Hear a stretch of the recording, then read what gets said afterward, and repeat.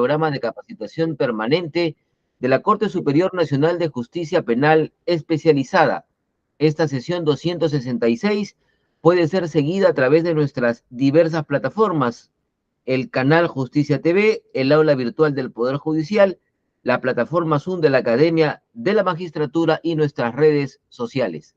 El saludo a nuestro presidente de la Comisión de Capacitación, Rómulo Carcausto Caya, y a nuestro distinguido invitado el día de hoy, el abogado José Luis Francia Arias, quien va a disertar el tema aspectos relevantes sobre la naturaleza jurídica del informe de indicios en los delitos tributarios. Comenzamos dándole el uso de la palabra al doctor Rómulo Carcausto. Muy buenas tardes. Muy buenas tardes al doctor José Luis Francia Arias y a cada uno de aquellos que participan de este evento. En primer lugar, a nombre del señor presidente de la Corte Superior de Justicia, quiero dar la más cordial bienvenida a tan distinguido expositor que el día de la fecha, en la sesión 266, va a compartir con nosotros sus puntos de vista académico y su experiencia profesional con relación al tema escogido, aspectos relevantes sobre la naturaleza jurídica del informe de indicios en los delitos tributarios. Temas importantes que hoy exigen profundizar su conocimiento y su operatividad en el ejercicio de la profesión, sea en la defensa, sea en el Ministerio Público y particularmente con mayor fuerza en la judicatura. En esa medida, una vez más, doctor José Luis Francia, bienvenido a esta cátedra de los jueves y esperanzados y convencidos de poder beber de su capacidad intelectual y su experiencia profesional en tan importante tema.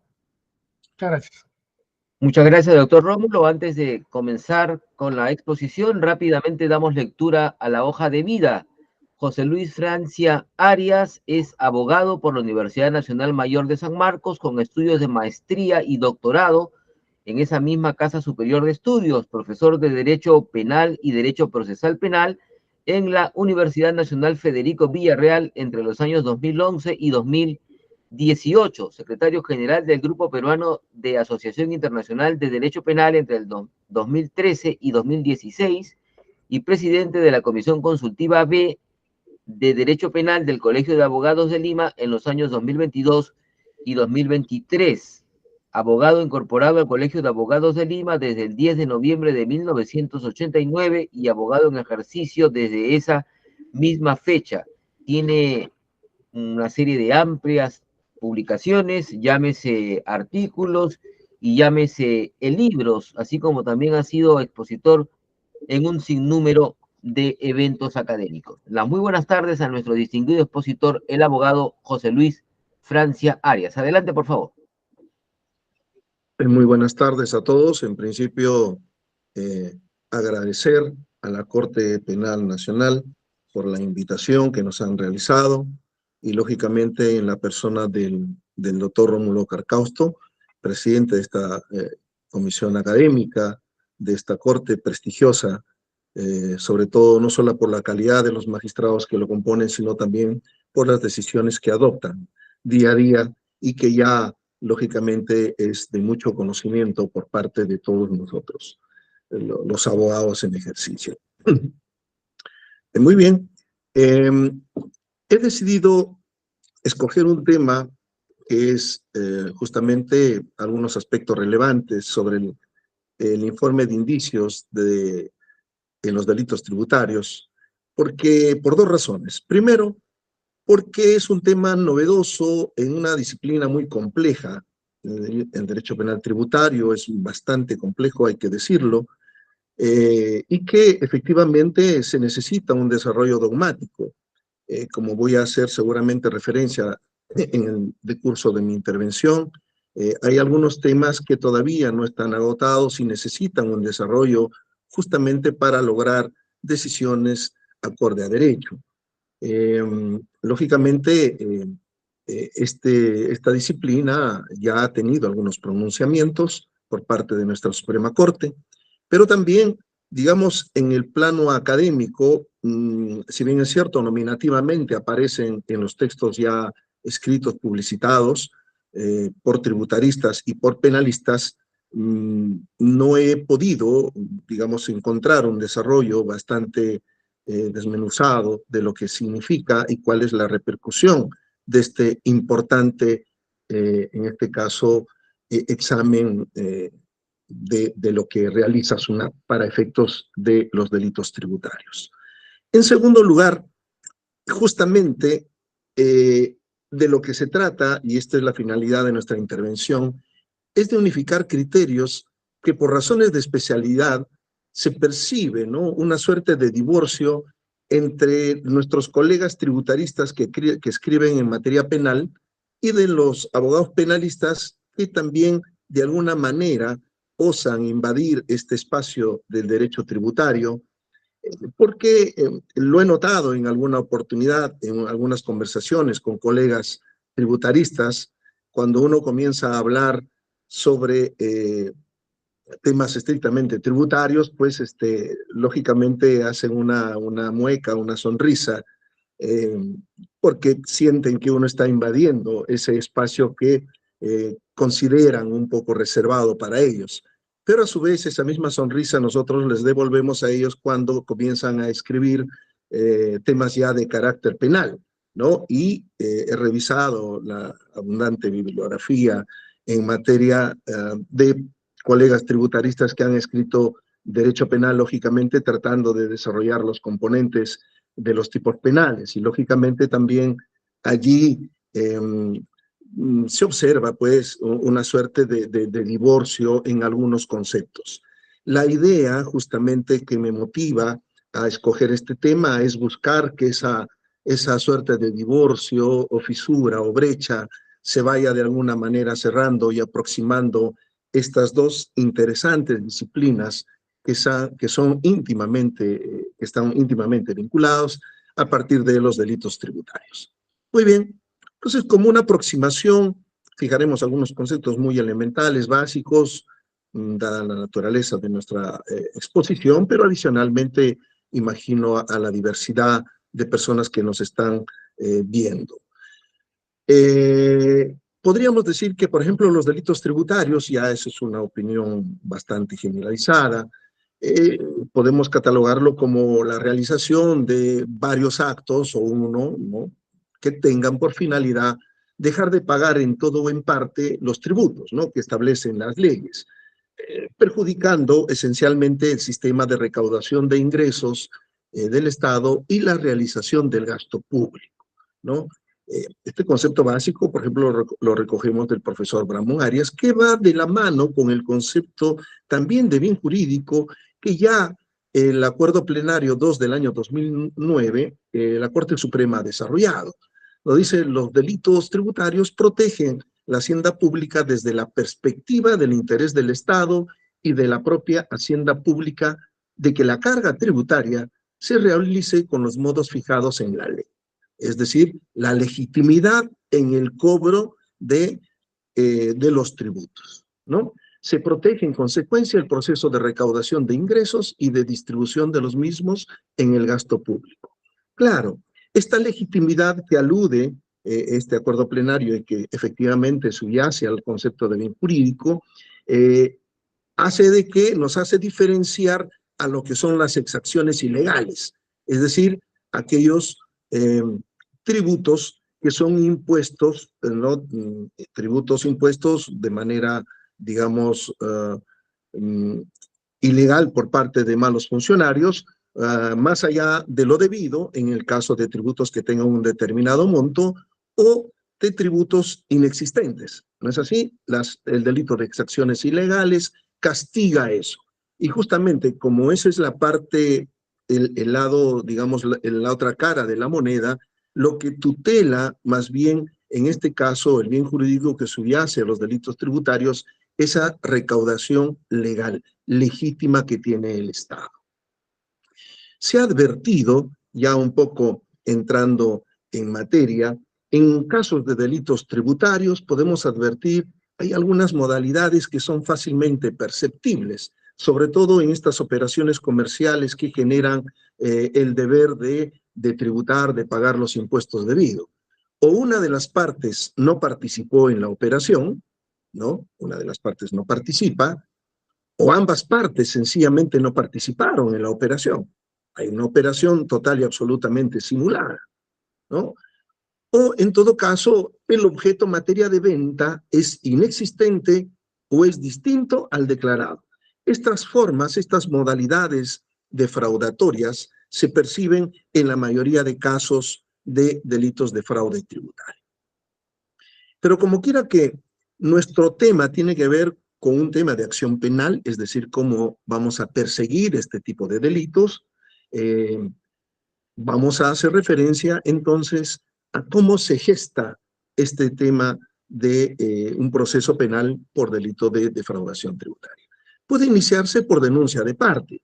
Cualquier persona puede denunciar la comisión de un delito, ¿no?, tributario, y lo puede hacer primero ante la administración tributaria o lo puede hacer ante el Ministerio Público.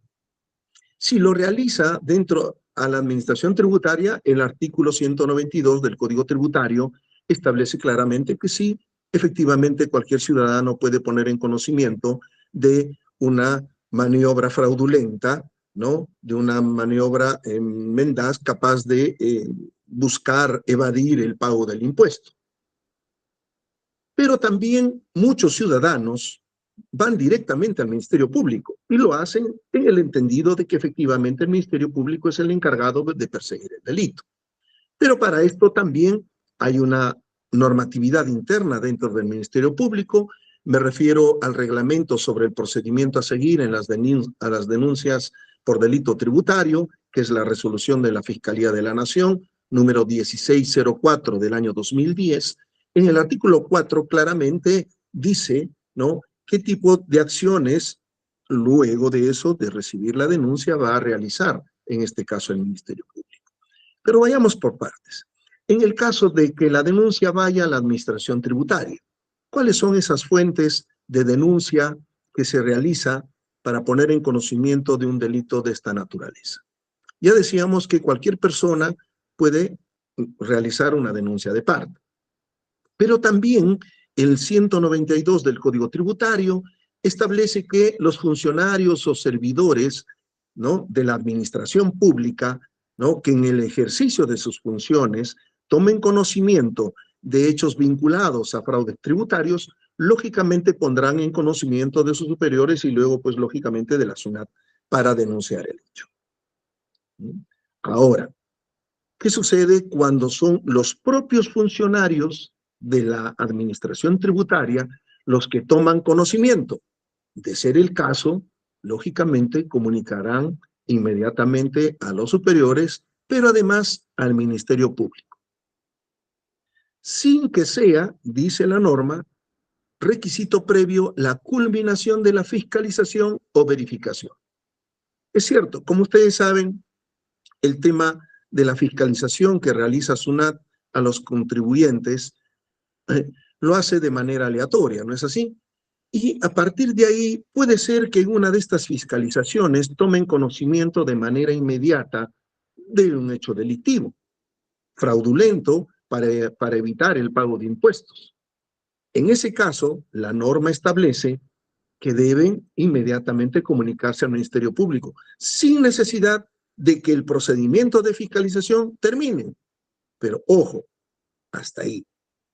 Pero adicionalmente, la norma dice que esto puede realizarse de manera paralela. Es decir, el procedimiento de fiscalización tiene que concluir. Paralelamente, el Ministerio Público puede investigar. Claro que sí, y eso está legítimamente permitido, y eso, lógicamente, no solamente forma parte del reglamento de la Fiscalía de la Nación, sino también de la norma tributaria.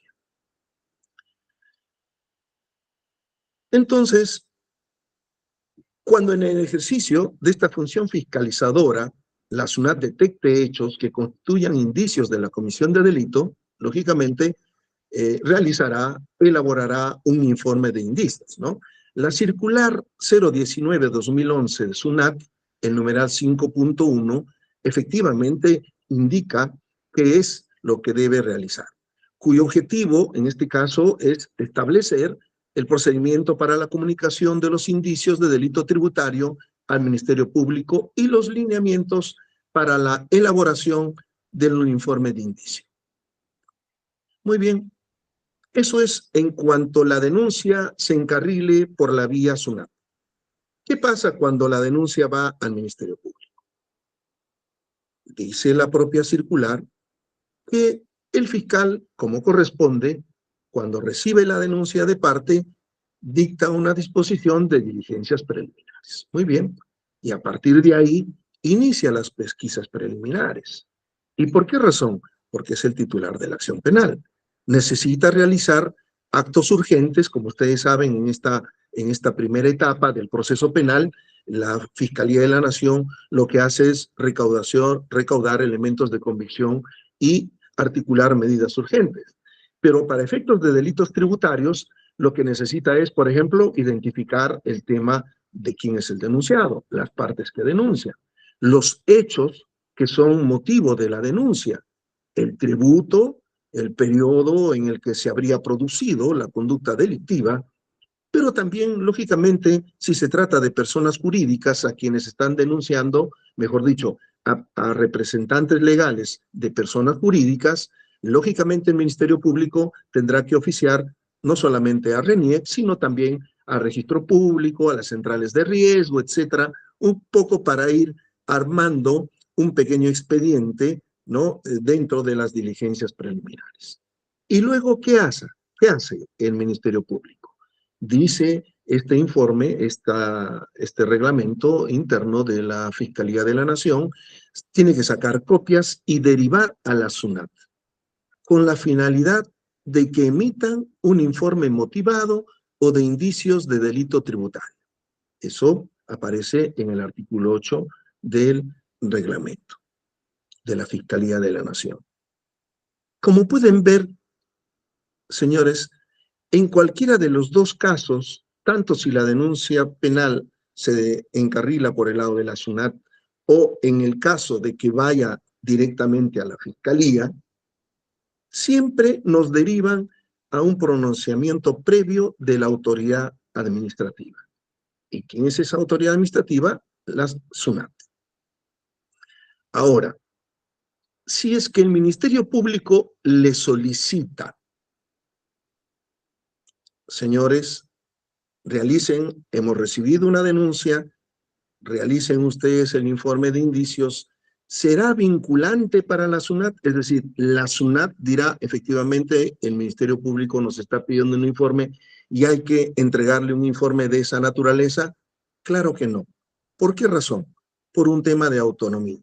Y porque además, en este reglamento, la propia Fiscalía de la Nación admite de que hay supuestos de que en estos casos, inclusive, la Fiscalía puede archivar la denuncia. Y de hecho, puede ser que en las pesquisas ya administrativas, es decir, cuando la SUNAT inicia un procedimiento de fiscalización con la finalidad de verificar si en efecto ha habido operaciones no reales, ¿no? No hay fehaciencia en cuanto a las operaciones comerciales que han sido declaradas y grabadas, en este caso por los impuestos. Si la SUNAT determina en ese procedimiento de fiscalización que todo está en orden, que solamente hay deuda tributaria, lógicamente no va a evacuar ningún informe de indicios. Solamente terminará en un proceso de carácter administrativo y ahí se le impondrá las multas y se ejecutará de manera coactiva el cobro de los tributos dejados de pagar con las multas e intereses que corresponden legítimamente al Estado. Pero, digamos, esa denuncia encarrilada así, de esa manera, lógicamente concluirá en sede administrativa y ahí terminará la denuncia. Lo mismo sucede cuando la propia SUNAT, dentro de las pesquisas, finalmente lleven a la conclusión de que no hay elementos suficientes indiciarios como para denunciar el hecho ante el Ministerio Público. Porque claro, vamos a suponer que la Fiscalía, por un momento, la Fiscalía dice, oiga, acá hay una denuncia, hagan ustedes las pesquisas necesarias, remítame ustedes un informe de indicios. Vamos a suponer que la Fiscalía, la SUNAT, en ese procedimiento de fiscalización, encuentre cierto grado de indiciario de responsabilidad en el hecho. Recuerden que administrativamente puede la parte, ¿no?, regularizar el pago, y aún en esos casos ya no hay persecución penal por estos hechos. Es decir, en tanto no hay un pronunciamiento definitivo y un inicio de investigación por parte del Ministerio Público con el elemento, ¿no?, de justamente este informe de indicios, la parte puede regularizar. Y eso impide, de acuerdo al artículo 189 del Código Tributario, el ejercicio de la acción penal, ¿no? Entonces, esa regularización podría acabar nuevamente con la denuncia. Entonces, como podemos advertir, nos derivan siempre a un tema de prejudicialidad. Es decir, en cualquiera de estos casos, siempre hay un pronunciamiento previo que exige la norma penal para iniciar el proceso penal formal contra una persona involucrada en el caso de fraude tributario. El artículo 813, el decreto legislativo 813, en su artículo 7, exige que la formalización de la investigación preparatoria se debe realizar previo informe motivado del órgano administrador del tributo. En concreto, si no existe informe técnico que concluya en indicios de delito, no es posible formalizar ninguna investigación. De acuerdo a la doctrina procesalista en nuestro país, el requisito de procedibilidad es una condición de validez de la acción penal, ¿no es así? Establecido expresamente en un dispositivo penal o extrapenal, cuyo cumplimiento es imprescindible para el ejercicio de la misma, pues de ello depende su validez, ¿no? Esta es una opinión del profesor Arsenio Oreguardia, por ejemplo. Y la Corte Suprema, siguiendo esta misma conceptualización, en la casación 2154 del año 2019, ponente el profesor San Martín Castro, sostiene en el fundamento cuarto que el requisito de procedibilidad es un presupuesto procesal vinculado a la promoción de la acción penal, sin cuyo cumplimiento no es posible ejercitarla. Afecta, por tanto, la posibilidad de la persecución procesal de un delito. No pertenece al denominado complejo del hecho, propio de la condición objetiva de punibilidad del derecho penal sustantivo, y se trata de una condición formal impuesta por razones de política criminal. Y aquí viene, dentro de la lectura de estos conceptos, viene una primera confusión. Dice, como quiera que se trata de una condición o un requisito de procedibilidad, significa que el delito ya se cometió. Y si ya se cometió, únicamente lo que va a hacer este informe de indicios es habilitar la persecución penal.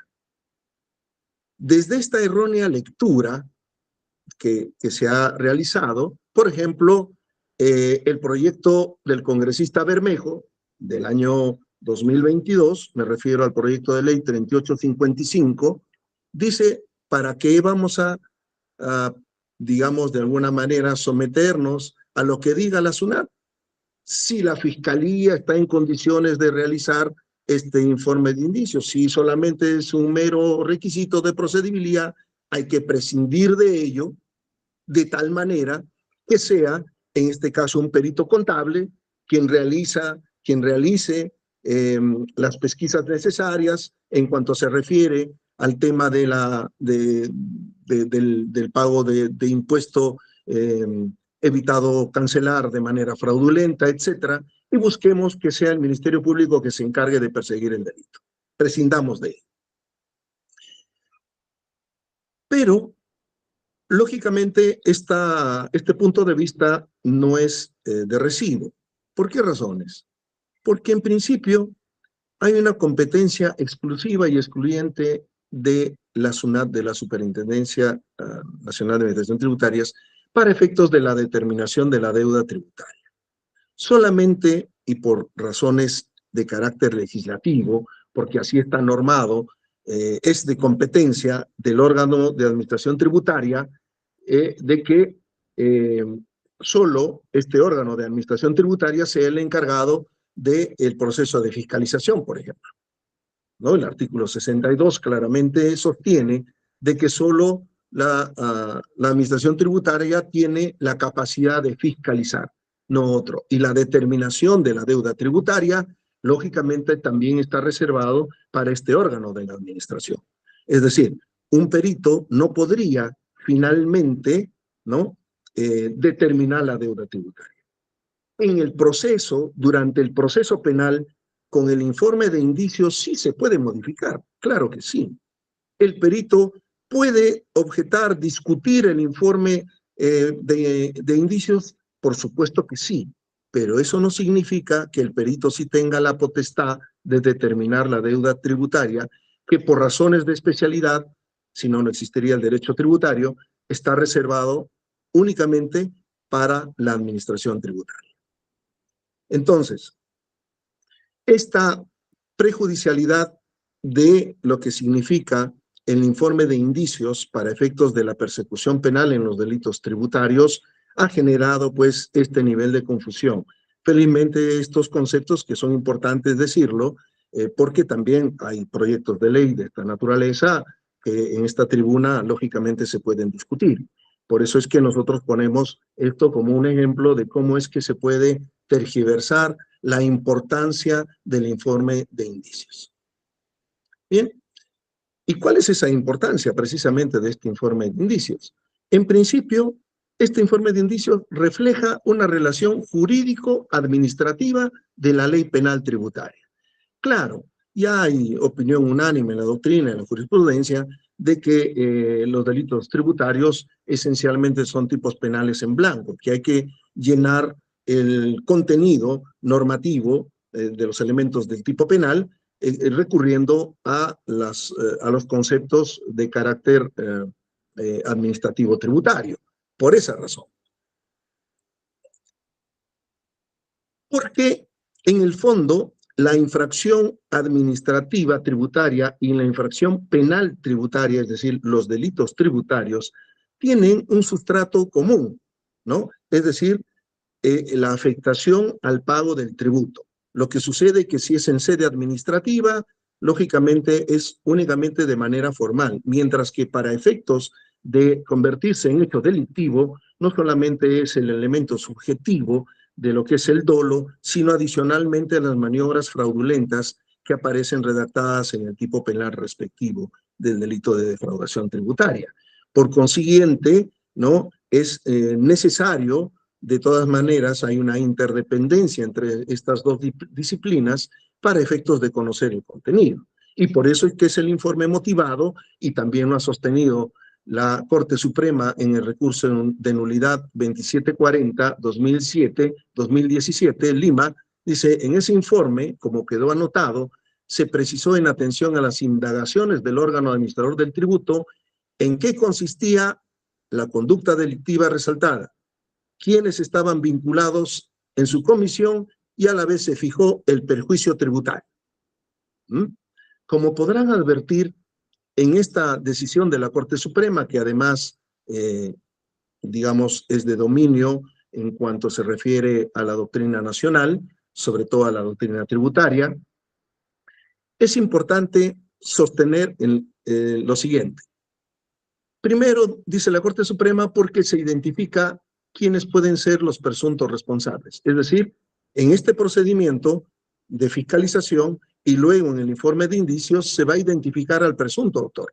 Está claro que los delitos de defraudación tributaria es un delito especial propio, ¿no? Existe unanimidad de criterio en la doctrina nacional y comparada, ¿no?, que estamos frente a un delito especial propio en el que se exige que el sujeto activo sea el obligado tributario. En este mismo sentido, se pronuncia el Acuerdo Plenario 2/2009 de la Corte Suprema de Justicia. En concreto, la identificación del sujeto activo como parte de la relación jurídico-tributaria es esencial en la configuración del delito, y ello nos lleva a verificar dos aspectos sustantivos inherentes al tema. Primero, ¿quiénes son los obligados tributarios? Para saber quién es potencialmente autor, a quién voy a juzgar. Dos, la generación de la obligación tributaria que vincula a la gente. Muy bien, pasemos brevemente. Entonces, ¿quién podría ser presunto autor en un delito de fraude tributario y que debe ser recogido en este informe de indicios? El artículo 16 del Código Tributario establece los representantes, ¿no?, que son los obligados a pagar los tributos y cumplir las obligaciones formales en calidad de representantes, ¿no?, con los recursos que administren o que dispongan, ¿no? Estas personas son los padres, tutores y curadores de los incapaces, los representantes legales y los designados por las personas jurídicas, los administradores o quienes tengan la disponibilidad de los bienes de los entes colectivos que carecen de personería jurídica, los mandatarios, administradores, gestores de negocios y albaceas, los síndicos, interventores o liquidadores de quiebras y los de las sociedades y otras entidades. Muy bien, pero adicionalmente a este número de personas que son obligados tributarios y que podrían responder, ¿no?, penalmente por fraude tributario y que debe estar recogido en el informe de indicios, pueden ser también incorporados, de acuerdo al artículo 5º del Decreto Legislativo 1121, ¿no?, el administrador de hecho. ¿Y quién es el administrador de hecho? De acuerdo al artículo 16A del Código Tributario, es la persona que actúa sin tener la condición de administrador por nombramiento formal y disponga de un poder de gestión o dirección o influencia decisiva en el deudor tributario. Muy bien, entonces también el administrador de hecho puede ser responsable penalmente. Por lo tanto, sobre él también debe recaer el procedimiento de pesquisas administrativas, es decir, el procedimiento de fiscalización, para verificar si efectivamente sobre él recaen esas obligaciones y pueda responder solidariamente y también penalmente. Lo que sí aparece legislado en materia tributaria, ¿no?, sobre el administrador de hecho, es la condición de responsable solidario. Claro, esta responsabilidad solidaria es para efectos administrativos, ¿no? Necesariamente supone que haya intervenido o contribuido al hecho generador de la obligación tributaria, ¿no? Pero no solamente es haber sido parte, ¿no?, de del hecho generador de la obligación tributaria, sino que tiene que ser declarado como tal por la administración tributaria. Porque entiendan que la administración tributaria tiene competencia también para efectos de identificar cuál sería la deuda tributaria o el insoluto, como llama la Corte Suprema, ¿no?, la deuda tributaria criminalizada. Esa responsabilidad solidaria es un estado que se otorga de manera excepcional a quien reúne determinadas condiciones legales o fácticas, teniendo en cuenta que esta recae sobre un tercero ajeno a la realización de la hipótesis de incidencia tributaria, ¿no? Y eso es en aplicación del propio Código Tributario y las normas que allí aparecen, ¿no? El artículo 16A, 17, 18, etc. Y una vez que se compruebe tributariamente la condición de administrador de hecho y se atribuye el pago de un monto preciso de la deuda tributaria, o sea, el perjuicio fiscal, recién se procede a analizar si es posible imputar o no la tipificación penal del verdadero deudor, a la que se refiere el inciso primero del artículo 5D de la Ley Penal Tributaria. Claro, porque resulta que el Código Penal, el decreto la Ley Penal Tributaria, el Decreto Legislativo 813, fue modificado el año 2012 y se ha incorporado en el artículo 5D el castigo cuando se utiliza o cuando detrás está el verdadero deudor tributario. Pero el tema es que ese verdadero deudor tributario, como concepto del tipo penal agravado, del tipo base, no tiene una correspondencia en materia tributaria. Lo que existe en materia tributaria, como lo hemos dicho, es el responsable solidario que viene del concepto de administrador de hecho. Entonces, si queremos hacer, digamos, una homologación de estos dos conceptos, que el administrador de hecho es en verdad el verdadero deudor, ¿no? Porque de acuerdo a las pesquisas preliminares en sede administrativa, por lo menos eso es el concepto que se maneja. Lo cierto del caso es que si eso es así, necesariamente el procedimiento de fiscalización también tiene que identificar quién es él, en este caso, el verdadero deudor.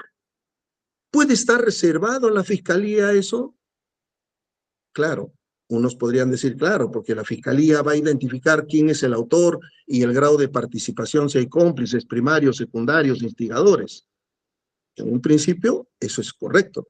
Sin embargo, tratándose en materia tributaria, donde indiciariamente tiene que incorporarse y sobre todo para efectos de identificar el perjuicio fiscal y el pago de la reparación civil, necesita que en este caso el verdadero deudor tributario también sea sometido a un procedimiento de fiscalización para efectos de que responda penalmente.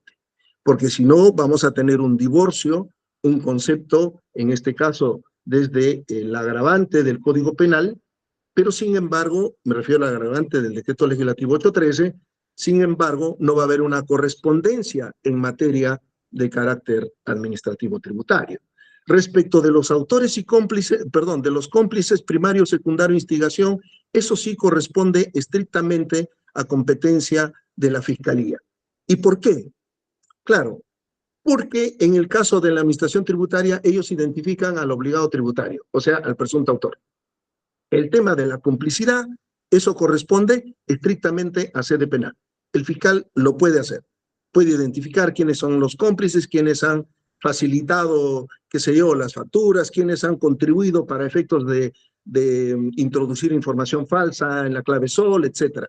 Todos esos mecanismos fraudulentos sí lo puede determinar la Fiscalía en una investigación de carácter penal.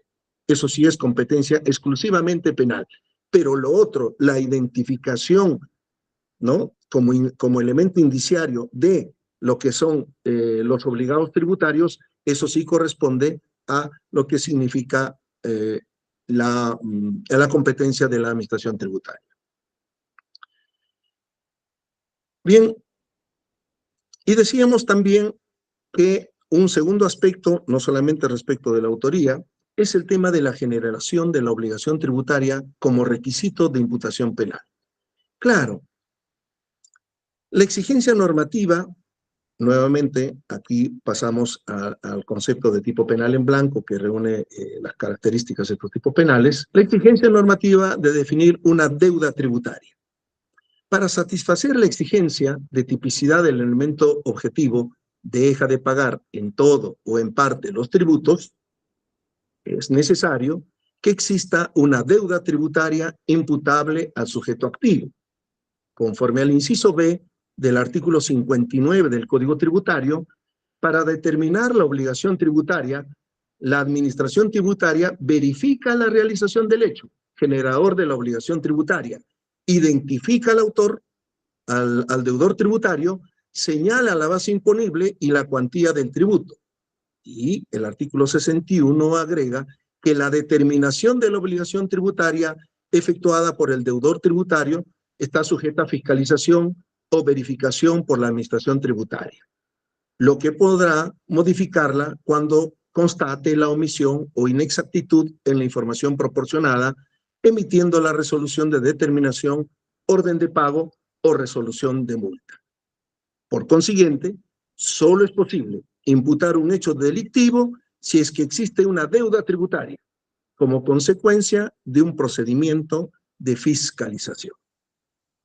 Por eso es que la Fiscalía, y también, lógicamente, en estos casos, tiene que solicitar, ¿no?, dentro del pedido del informe de indicios, justamente estas exigencias que ya la Corte Suprema ha tomado partido, ¿no? Y por esa razón, este informe de indicio se trata de un informe pericial institucional. La casación 901 del año 2019, Cañete, ratifica de que, tratándose de este tipo de informes, tienen una característica esencial de informe de valor pericial institucional. Porque, claro, tiene la competencia para ello, tiene el personal capacitado para ello, tiene la información a la mano, de tal manera que es el único ente capaz de identificar el tema de la deuda tributaria, pero también indiciariamente quiénes serían los potenciales autores. Y lógicamente eso descansa en el deudor tributario, en el obligado tributario. Bien, si bien es cierto, ya conocemos, sabemos de alguna u otra manera los requisitos de cómo es que se genera este informe de indicios, nos interesa también, lógicamente, cómo es que se gesta y cómo finalmente concluye.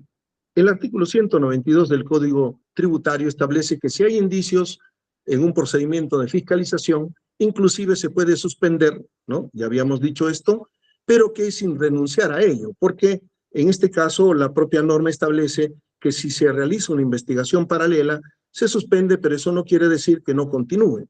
Se suspende únicamente para comunicar al Ministerio Público, pero la Fiscalía, el proceso de fiscalización dentro de 90 días debe concluir. Y por lo tanto, sí necesariamente se exige un informe de indicios. Entonces, en este procedimiento de fiscalización, los que intervienen deben suscribirla. Claro, porque no es cualquier informe que va a evacuar la administración tributaria. Tiene que ser un informe producto de un procedimiento de fiscalización.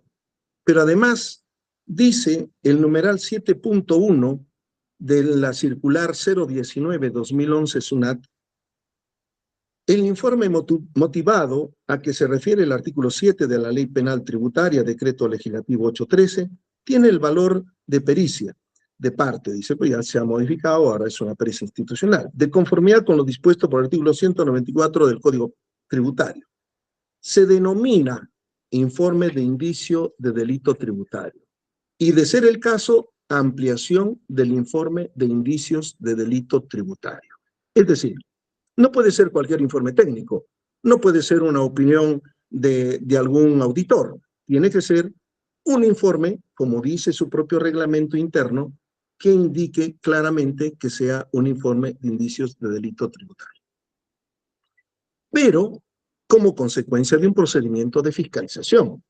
Dentro de este procedimiento, conforme al artículo 3 del Decreto Supremo, que aprueba el reglamento del procedimiento de fiscalización de la SUNAT, Decreto Supremo 085-2007 EF, el inicio de este procedimiento es a través de cartas dirigidas al sujeto fiscalizado y lleva consigo el nombre de los dos agentes fiscalizadores que intervendrán en el procedimiento de fiscalización.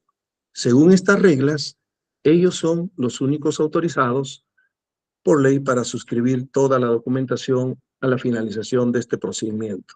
En este sentido, las resoluciones de determinación o de multa, así como el informe de indicios, deben llevar sus firmas. Claro, podría presentarse que en el decurso uno cese en sus funciones, o el otro fallezca o está con una enfermedad incurable, pero dentro de las reglas internas de los procedimientos de fiscalización, normalmente en las cartas con las cuales se inicia el procedimiento de fiscalización, que se les extiende a los administrados, es decir, a nosotros que somos sujetos de fiscalización, nos ponen en conocimiento quiénes son las personas que van a intervenir y quienes probablemente también intervendrán. Entonces, solo ellos, lógicamente, conocen dentro de las reglas ya del procedimiento mismo quiénes van a intervenir y de qué manera va a suscribir los informes correspondientes. Bien, finalmente, para concluir, quisiera referirme muy brevemente a la importancia que tiene el informe de indicios en los casos de lavado de activos proveniente del fraude tributario.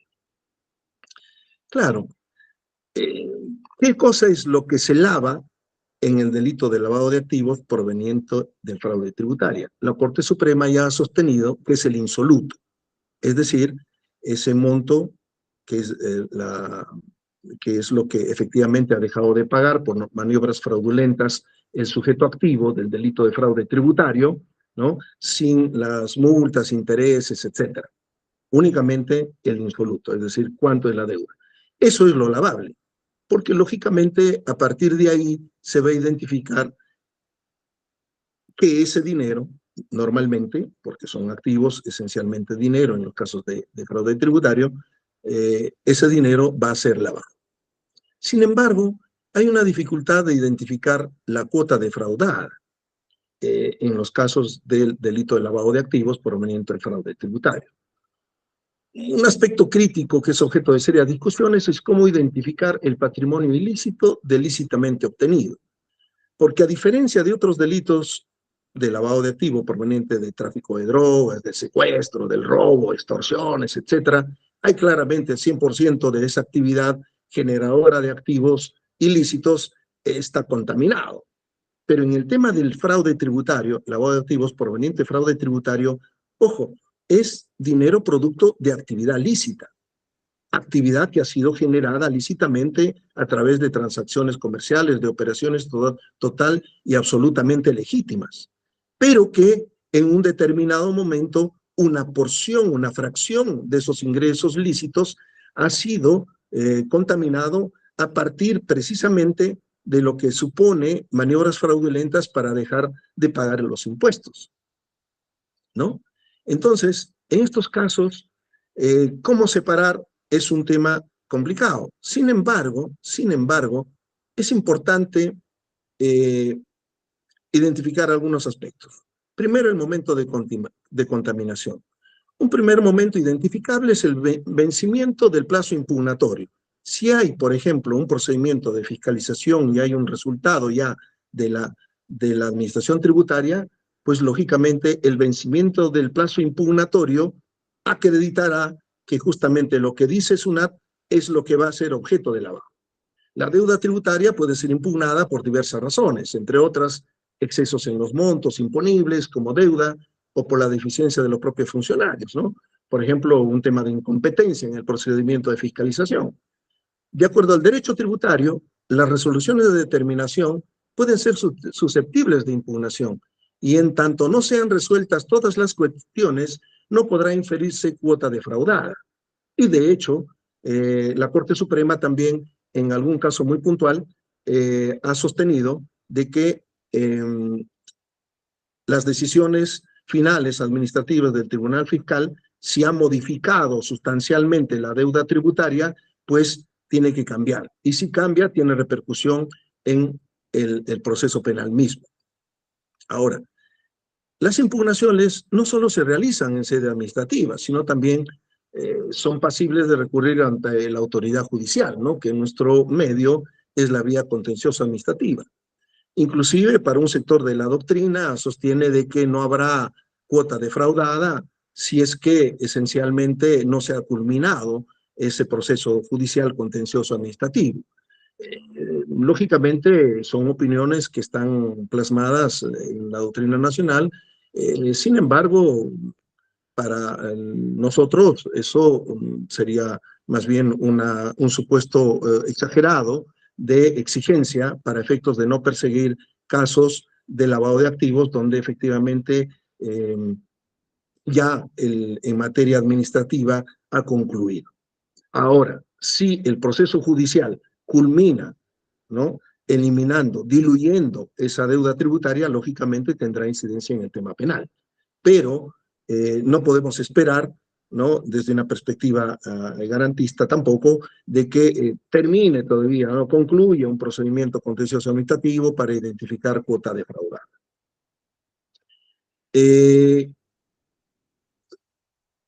La identificación del dinero maculado, porque esto es lo importante, ¿no?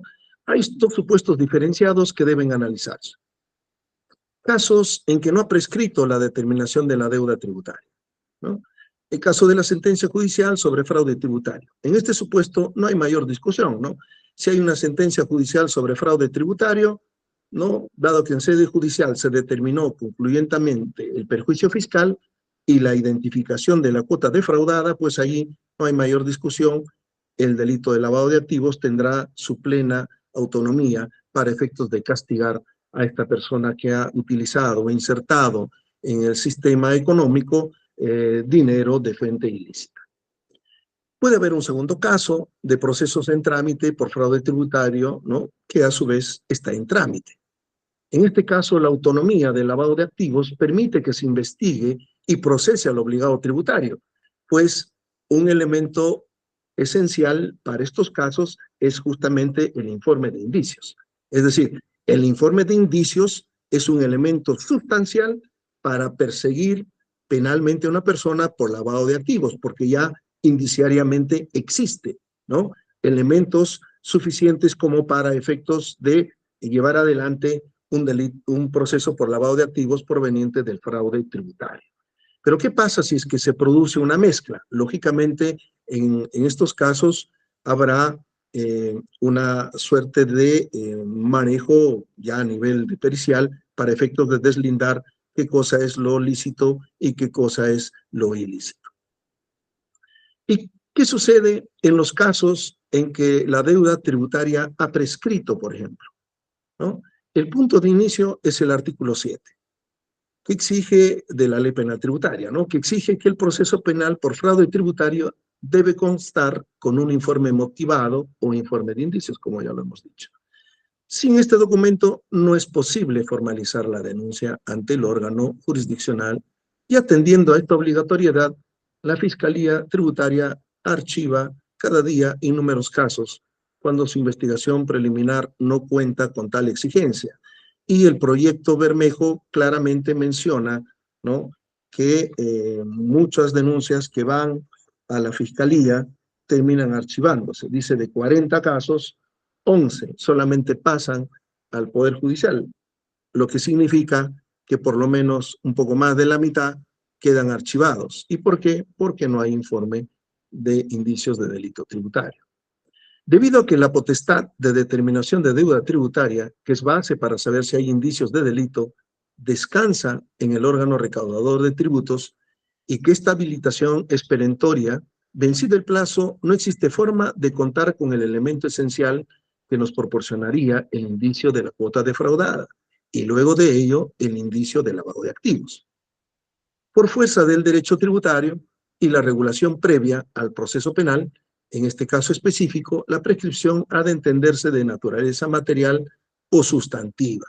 En este caso, al prescribir esta potestad, la presunción de inocencia se mantiene incólume ante el decaimiento de la obligación del Estado de investigar y eventualmente sancionar un hecho de relevancia penal. No es razonable que se procese formalmente al obligado tributario por lavado de activos cuando no hay forma de que se acredite, ni siquiera indiciariamente, la comisión del delito tributario, si es que ha prescrito la posibilidad de fiscalizarlo. Aunque esto parezca anecdótico, pero existen muchísimos casos donde efectivamente ha prescrito y después de muchísimo tiempo ya se intenta denunciar por delitos de lavado de activo provenientes del fraude tributario, pero cuando ya el procedimiento de fiscalización, ¿no?, sencillamente ha arrojado o que no hay delito o sencillamente ya esa posibilidad de fiscalización de la SUNAT ha prescrito. Yo agradezco mucho la atención de ustedes y nuevamente estar contento por compartir algunos minutos con ustedes. Gracias.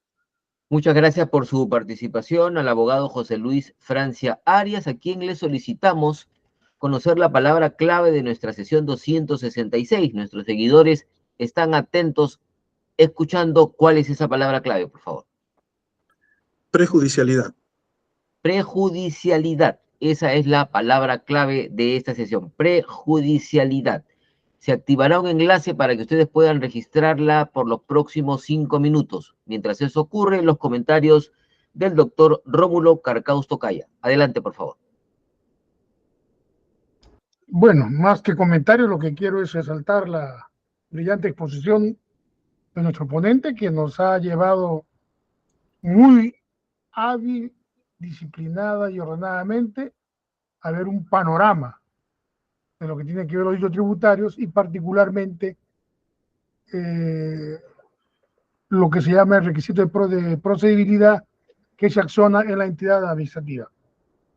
Ello nos permite entender que ha abierto un debate interesante hacia adelante, no solamente el informe de indicios penales como requisito de procedibilidad, sino que ha planteado también desde el punto de vista normativo, ¿no es cierto?, sí, la necesidad que la ausencia o presencia defectuosa de un informe podría cuestionarse o debatirse desde el punto de vista de la tipicidad del delito tributario. Creo yo que ello enfoca un tema necesario a poder entender no solamente la existencia del informe de indicios, sino abrir el debate sobre los digamos, informes defectuosos o informes, si se puede decir, que no cumplen con exigencias mínimas requeridas para poder completar el tipo penal, para poder llenar el tipo penal. Entonces creo yo que el tema está abierto, he tomado nota de los aportes, esperamos profundizarlo mucho más, seguir desarrollando, abrirse un debate que nos permita ver con claridad y centralmente en lo último, ¿no?, cuando en muchos casos se pretende sostener una imputación de lavado de activos sostenido sobre el delito conexo o delito fuente proveniente de la defraudación tributaria, ¿no? Ello me ha llevado a pensar, a reflexionar hacia adelante, ¿no es cierto?, el significado o la conexidad entre el delito tributario y lavado de activos que permita señalar cuál va a ser la consecuencia penal necesaria del lavado de activos cuando el delito fuente no se ha accionado oportunamente o ha prescrito administrativamente, ¿no es cierto?, de tal manera que haya una respuesta mucho más razonada y razonable desde la judicatura. Una vez más, mi agradecimiento al doctor José Francia Arias por tan excelente exposición. Gracias. Muchas gracias, doctor Carcausto. ¿Algún comentario adicional de nuestro distinguido expositor, por favor, para cerrar la sesión de esta tarde? Solo agradecer la atención y lógicamente estaremos atentos a cualquier invitación suya posterior. Efectivamente es un tema, como lo dije al inicio, novedoso, interesante y que necesita una reflexión, sobre todo cerrar esas brechas que nos separan de la disciplina tributaria y buscar más bien unificar los criterios para efectos de que la justicia penal sea mucho más predecible, ¿no? Muchísimas gracias a todos. Muchísimas gracias a ambos y nos encontramos dentro de una semana en la sesión 267 de la Cátedra de los Jueves, programa de capacitación permanente de nuestra Corte Superior Nacional de Justicia Penal Especializada. Muy buenas tardes con todos y todas. Buenas tardes, buenas tardes. Buenas tardes. Hasta luego.